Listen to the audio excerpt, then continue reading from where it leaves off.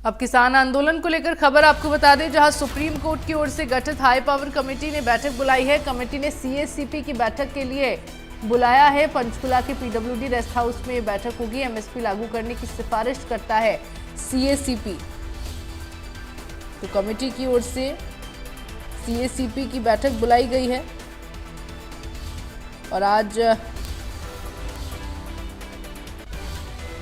MSP लागू करने की सिफारिश सीएसीपी करता है और ये बैठक किसान आंदोलन को लेकर बुलाई गई। किसान आंदोलन से जुड़ी ये बड़ी खबर आपको बता दें, सीएसीपी की ये बैठक है।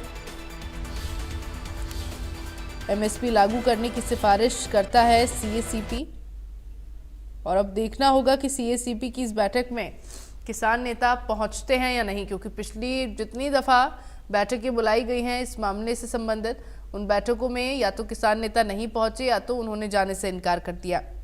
हालांकि सीएसीपी एमएसपी की सिफारिश करता है, ऐसे में ये बैठक बुलाई गई है और किसान आंदोलन को लेकर ये बैठक है।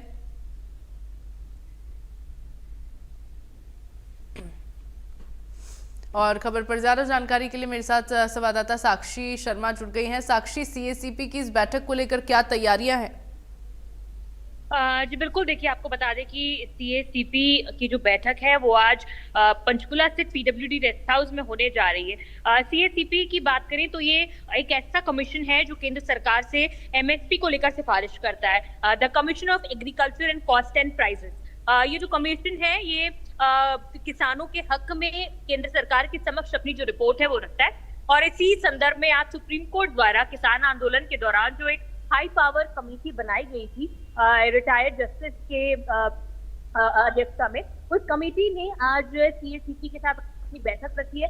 एक सप्ताह तक यानी 7 दिन तक की जो बैठक है ये चलने वाली है और आपको बता दें कि पीडब्ल्यूडी रेस्ट हाउस में ये बैठक है जो अब से कुछ ही देर में शुरू होगी और आपको बता दें कि ये जो कमीशन है 1 हफ्ते तक इस सुप्रीम कोर्ट की हाई पावर कमेटी के साथ बातचीत करेगा। किसानों के संदर्भ में क्या उनके लिए सही है क्या नहीं है, क्योंकि एमएसपी एक सबसे बड़ा विषय है। एमएसपी को लेकर कानून ही एक ऐसा मुद्दा है जिसको लेकर किसान आंदोलन ने इतना तूल पकड़ा था। किसान आंदोलन 1 के दौरान इतने महीनों तक जो आंदोलन है वो चला था और एक बार फिर से किसानों ने आंदोलन की जो तान छेड़ी है उसमें एमएसपी का जो मुद्दा है वो केंद्र बना हुआ है।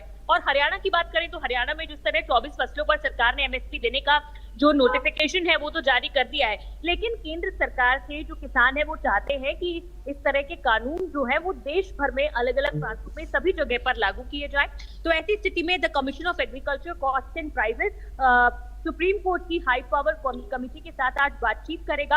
आज से इस बातचीत की शुरुआत होगी और 1 सप्ताह तक जो भी बातचीत होगी और जो भी निष्कर्ष इस बैठक में निकलेगा, कमीशन अपनी जो भी रिपोर्ट बनाएगी उसे केंद्र सरकार को सौंपा जाएगा और केंद्र सरकार से एमएसपी को लागू करने की जो सिफारिशें हैं वो इस कमीशन की तरफ से की जाएगी। ठीक है, सीएसीपी को लेकर किसान नेताओं का क्या रुख है साक्षी?